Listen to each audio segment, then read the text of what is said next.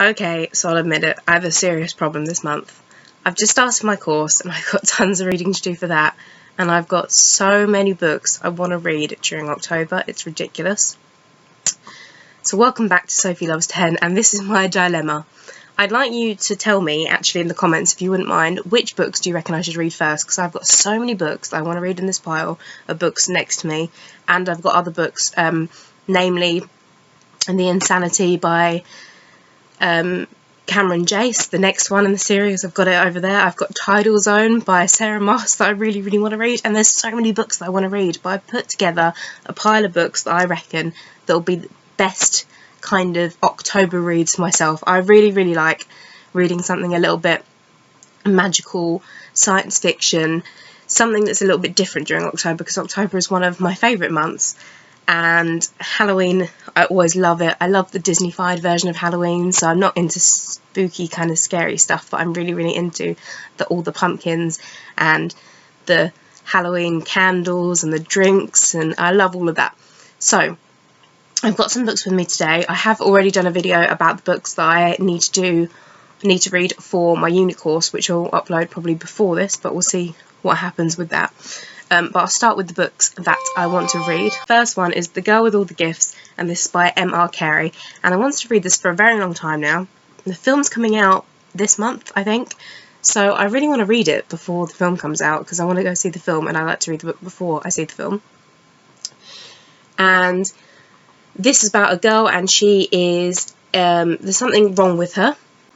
I'm going into this a little bit blind. I know roughly what it's about from the trailers for the film, but besides that, all I've been told is an amazing book and I need to read it. So it says here on the back, every morning Melanie waits in her cell to be collected for class. So immediately you can tell there's something a little bit different than ordinary school life. When they come for her, Sergeant Parks keeps his gun pointing at her whilst two people strap her into a wheelchair. She thinks they don't like her. She jokes that she won't bite, but they don't laugh. Sounds awesome. Sounds really creepy, and I'm ready for it, and I think this is going to be an awesome book to read during October time. So next one I have Because I Liked the Author, and this is Naomi Novak, who wrote Uprooted, which I really enjoyed it. I think I gave it 4 stars. I thought it was a nice book to read, nice kind of magical book, and I thought I would pick this one up as well, since I've been on my bookcase for quite a while now, and this is called TBR, I think it's pronounced. Not sure what this is about. It is to do with dragons. I think it's part of a series, but I'm not entirely sure.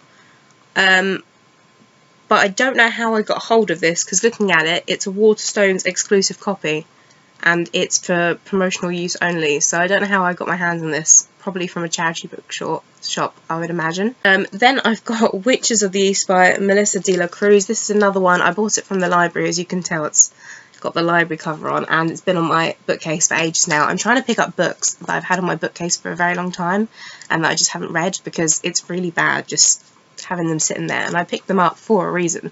I must wanted to have read them at some point. It is about witches, and I think it's kind of like chick flick. I hate using that word, but chick flick witches. So it's like people getting love potion mixed up, and they all kind of live in a boarding school, that kind of stuff. But it's the author's, Melissa de la Cruz is the author of Blue Bloods, which I read one of those books, and I remember enjoying it, I think. It was a very long time ago, but that is about vampires, and I believe the Blue Bloods were the kind of regal vampires. That's what I remember anyway. If I'm wrong, please let me know. But I remember enjoying it, so we'll give this one a go. Then another one that's been on my bookcase for a while, also picked this up in a charity bookshop, probably. And this is Prom Nights from Hell, and this is a mixture of authors, namely Stephanie Meyer and Meg Cabot, who wrote The Princess Diaries, and I used to love them when I was as a youngling.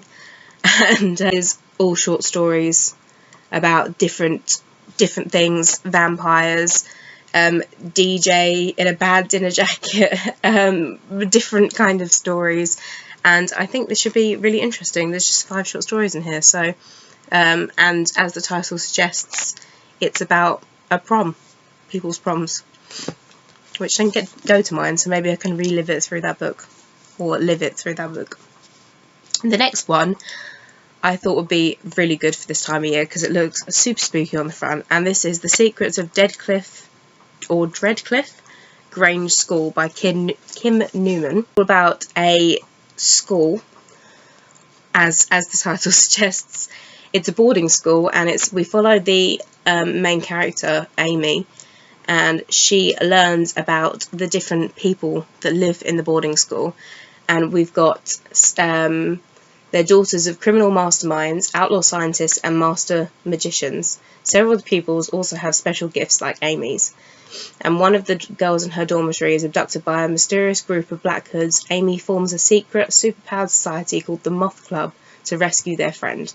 They soon discover that the hooded conspiracy runs through the school, and it's up to the Moth Club to get to the heart of it. So it kind of sounds like a Famous Five kind of book where seek out the issues of the school, but if that makes any sense, really should get to this soon. And I've got a few more books left, and one of them was given to me by the author when I went to a book event a while ago, and she signed it as well, and she was a really nice person. And this is Caroline Batten's Nearly Almost Somebody, and she signed in here, "To Sophie, lovely to meet you, with love, Caroline." And I think this sounds awesome. The book is super floppy and heavy, which I really like. It feels like really solid in your hand. Do you hear that noise? Isn't that amazing? Of two different stories. I think two different stories from two different peoples. So we've got Patrick and Libby, and it says, "Hubble bubble, the vet's in trouble. When Patrick's caught with his pants down by the local newspaper, his father delivers an ultimatum. One more scandal and Patrick will be out of his ear. Desperate not to lose his job, and at the family veterinary practice, Patrick needs to avoid trouble and girls like Libby. The ballerina's broken. She is a headline waiting to happen, but mourning her short-lived career as a dancer, Libby casts a Wiccan spell to summon her new love. Good-looking, honest, non-brown eyes, English, good with animals. In a nutshell, she summons Patrick. The old witch is dead, but fighting Libby's love spell will be the least of Patrick's problems when the old lady dies from a ketamine overdose, ketamine stolen from his surgery. Witchcraft, scandal, murder, find their perfect somebody." I think this sounds bloody brilliant. There's so many elements that I could pick out from there that would sound like a good story just by themselves, let alone all of them together. So I think this will be really good, and I don't know why I haven't read it yet. It's been sitting on my bookcase for about a year now.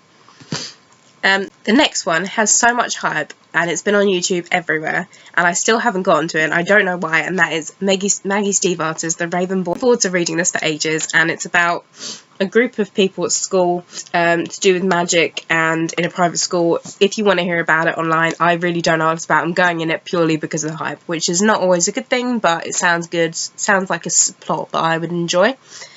And I'm excited to read this. I haven't read any Maggie Stiefvater. I think I started to read Shiver or something when I was a little bit younger, but I didn't really know this was before the time. I might be wrong about this, but I believe I was reading Shiver before the time of Twilight, so vampires fiction wasn't really a thing, but I might be getting this wrong in my head. And I didn't really appreciate what it was at the time. So I am going to give Maggie Stiefvater another go, and I reckon I'm really, really going to love this. So I might have to get the other 3 books at some point. And the last one I have in my pile, but it's not the last one I want to read in October. I really, really want to read some other books on my bookcase behind me, but I can't add any more books to my TBR pile because it's getting a little bit ridiculous. And the books I have to read for university, which obviously come first. These are books that I am going to read if I do all my uni work. Then I can have some fun time and read my books that I want to read. So basically, social life down the pan. But never mind. And this is A.G. Howard's An Architect of Song. I bought this because it's A.G. Howard who did the Splinter series, and I freaking love that series. So I get the idea that this is kind of like a murder mystery kind of novel. I'm not entirely sure what it is about. It is a new adult novel, and I want to go into it a little bit blind because I literally bought it because of the author. I know that in January, I believe, A.G. Howe's bringing out another book called Roseblood, and that is about the Phantom of the Opera, and that's obviously going to be bought as well. So I just thought I'd pick this up. I actually thought this was Roseblood when I picked it up, and then I realised actually that's not out yet, and who knew that this was coming out, because I didn't hear this advertised or see this advertised anywhere or on YouTube or anything. So I'm excited to read that. So I've got the books that I'm going to hopefully get to this month, but I've got other books that I want to read as well. So the life is really difficult, but they are all of them upside down right there for you all, and we'll see how things go, because I just want to read all the books. I've got a problem. Like, I really want to just lock myself in my house, not do anything except for read and drink tea. I will see you all soon with another video soon, and have a lovely day. Good luck with your October TBRs, and let me know in the comments down below what you are reading in October. Have a lovely month. Bye everyone.